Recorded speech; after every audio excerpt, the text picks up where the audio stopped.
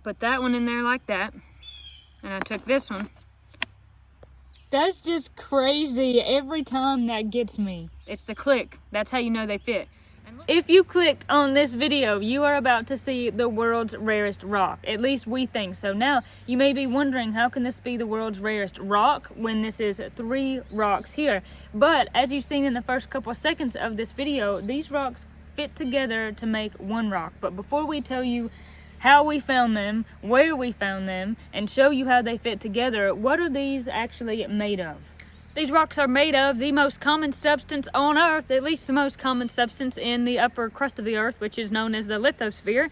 They are made of silica. Silica is silicon dioxide, and most of all your metamorphic rocks, most of them, are made of silica.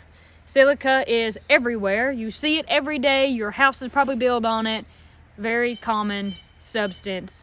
Like 90% of the lithosphere is silica. So while the actual mineralogical makeup of these rocks isn't rare, how they were found and the human aspect of when we got involved is incredibly rare. Incredibly rare. And I think that makes it so rare because they're not made up out of any kind of super special material. So this is not some kind of like super rare Mexican fire boulder opal, something that's like super awesome. It's just rock that is in your backyard. Where were these rocks found? You're probably asking yourself, where? I'm not going to give you my address. I live in the very western corner of North Carolina. We both live here. She doesn't live here anymore. I kicked her out.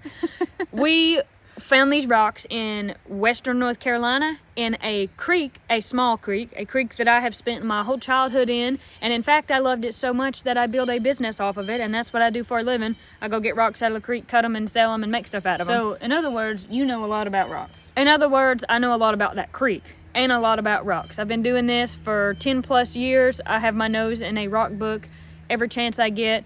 It's something I've studied. I have geological friends. Not just my rocks, I mean real friends with geological and mineralogical backgrounds. So this is my thing, which means I have some credibility here. And you actually cut rocks for a living to sell to other people who make jewelry out of them and make jewelry yourself. So we will put the link in the description. That's right. I am a lapidary artist and a silversmith for a living. So my opinion counts. I actually know what I'm talking about. So my creek, not a very big creek, the majority of what you will find in it is quartz and some slate-like material, which is some sort of partially metamorphosized stuff. But lots of quartz in there that I've seen over the years, and lots of it has this black color, this dark looking stuff. This is oxidation from being in the water for so long. I call it creek dirt, but oxidation is the real word.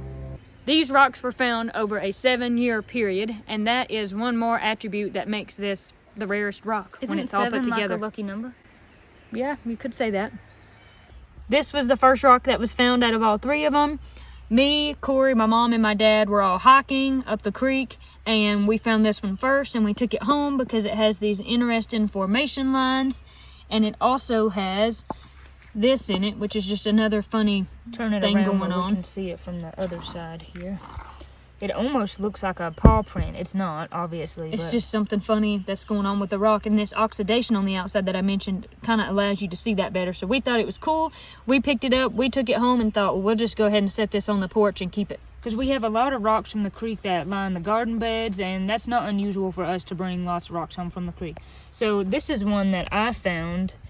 And I can't remember what part of the creek I found it or even when, but I liked it because it looks like it has tracks almost right there, and I had never seen those formations. And then the top of it right there looks like, you know, it could hold something, right? Right, so the last one that was found was this one, and worthy to note, all 3 of these were found in the same creek within the same quarter-mile stretch.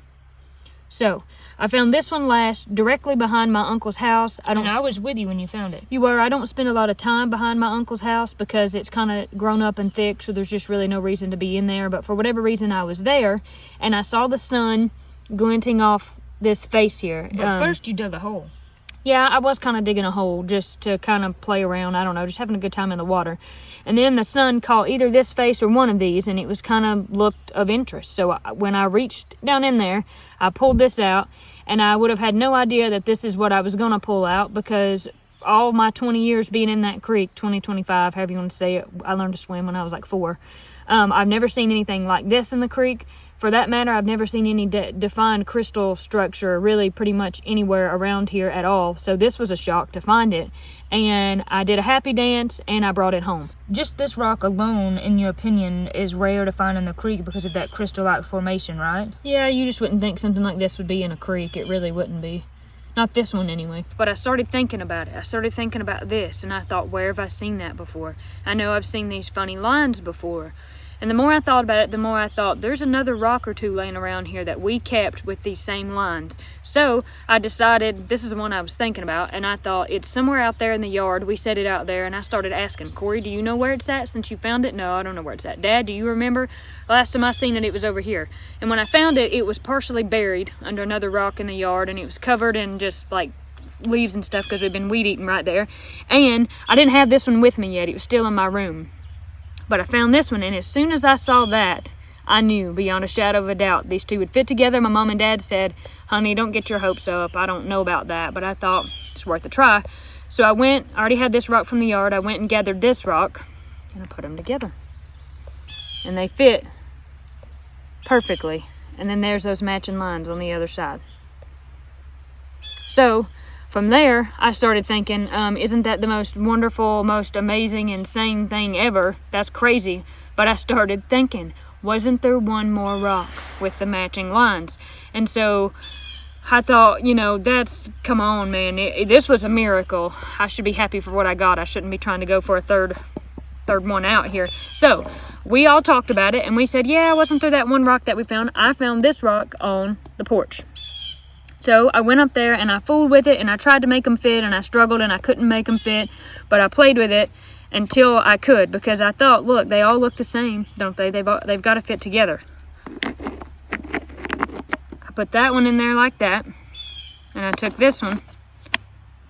That's just crazy. Every time that gets me. It's the click. That's how you know they fit.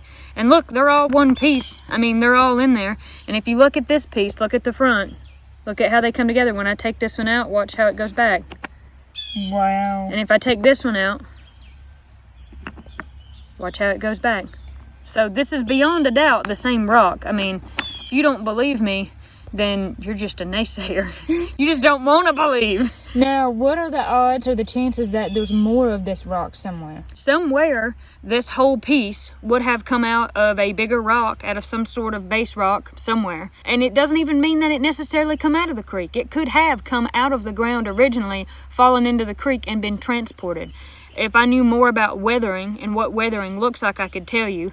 But there is the possibility that it come from near the creek and fell in and washed on down. So wherever this come from, there's no doubt in my mind that there's more of this somewhere. This would have been a bigger piece. There would have been more to it. But we truly think this is the world's rarest rock. 3 different pieces of the same rock found over 7 years, then to even realize that they could fit together. I think that's pretty rare. So comment below if you are as stunned as we were to find out that these fit together. If you think this is the most rarest rock in the world, then you'd be right. And if you think that this isn't the most rarest rock in the world, then you're wrong. And if you do think it's the rarest rock and you like us and our channel, then you should subscribe and like this video. Bye. God bless you. We'll catch you at the next one. I'm in that mood. Yeah. 3 rocks found over a 7-year span. Mystery. Stranger than fiction. Really, that's gonna go in the thumbnail. I called a bird. Yeah. Well, yeah. So where do they? Listen, I want. Am I supposed to fit them together? Yeah. Okay. Gosh, this thing looks all jacked I think up. it's gonna be fine. It's just do it. What do I do with my hands, Ricky Bobby? It's a helicopter. Hey, mister, are you hungry? Parachute out, I'll make you something to eat. Help, the Blackhawks have come. Get made up out of. That was so wrong. Made up out of. World's mostest, rarest, rockest. Don't add all those words in there. One more time. This is hard.